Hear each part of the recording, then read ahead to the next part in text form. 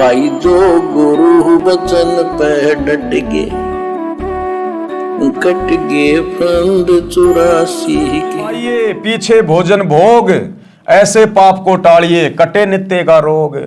प्रथम संत को जिमाइए। अब भैया हम रोजाना संत को कहां से लाएं जिमाने के लिए? रोजाना भगत कौन आएगा आपके घर पे भंडारा करने के लिए? और रोजाना संत को भोजन करवाए बिना आपके पाप कटेंगे नहीं। इसलिए परमात्मा ने गीता अध्याय 3 श्लोक नंबर 13 में लिखा है कि परमात्मा को भोग लगाए बिना, यानी उस संत को जिमाए बिना जो व्यक्ति भोजन खाएगा वो तो पाप खाएगा, पाप।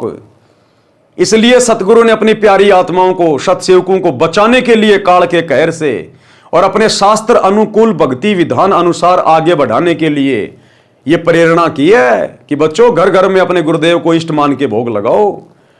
और सत्सेवकों ने घर घर में अपने गुरुदेव का आसन लगा दिया, बेड लगा दिया, अपने गुरु को ही अपना इष्ट मान के, और जो नकली इष्ट है दाढ़ी मूछ वाला कबीर, उसको घर से बाहर निकाल दिया और अपने गुरु को इष्ट मान के रोजाना संत को जिमा रहे हैं। क्योंकि प्रथम संत तो हमारे गुरुदेव हैं, हम तो फिर छोटे संत हैं।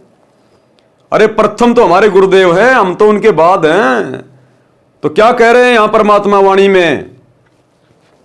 प्रथम संत को जिमाइए और पीछे भोजन भोग, ऐसे पाप को टालिए, कटे नित्य का रोग। अब मान लीजिए किसी घर में 5 भगत हैं, वो 5 संत हैं। अब बताइए 5 संत हैं, लेकिन पहले वो खिलाएंगे किसको? क्योंकि आदेश क्या हो गया? प्रथम संत को जिमाइए। तो मान लीजिए आपने अपने बेटों को जिमा दिया, वो भगत हैं, तो आपको तो मिल गया पुण्य, लेकिन आपके बेटों को पुण्य कहां मिला? क्योंकि उन्होंने तो संत को जिमाए बिना भोजन कर लिया। और यदि आपके बेटे पहले आपको जिमा रहे हैं तो फिर आप पाप से दूर नहीं हट पाएंगे, क्योंकि आपने किसी संत को भोजन करवाए बिना आपने कैसे खा लिया? तो यहां संत कौन है असल में? जो उन 5 को लाभ मिलेगा उसको भोजन करवाने से। सबसे बड़ा संत हमारा गुरु। इसलिए अपने गुरुदेव को भोग लगाइए, भोग की आरती के साथ। ये अन्नदेव की आरती नहीं। थाली में रोटी डाल ली, एक टुकड़ा तोड़ के रख दिया और अन्नदेव की छोटी आरती कर दी, वो संत जिमाना नहीं है। वो तो तुम जिम रहे हो, संत कहां जिम रहा है? इसलिए घर पर यदि कोई भगत भाई बहन आ जाए तो वो संत हैं। और रोजाना जिस संत को भोग लगाने की बात कही जा रही है उसके बाद हमने भोजन खाना है, वो परम संत हमारा गुरु है, हमारा गुरु। पहले अपने गुरु को भोग की आरती के साथ भोग लगाइए, हलवे राम का भोग लगाइए, जो विधि साथ संगतियों में चल रही है। तो देखो भाई और बहनों, प्रत्येक बात का आपको समर्थन मिलेगा, आपको जो है सबूत मिलेगा। प्रथम संत को जिमाइए, पीछे भोजन भोग, ऐसे पाप को टालिए, कटे नित्य का रोग।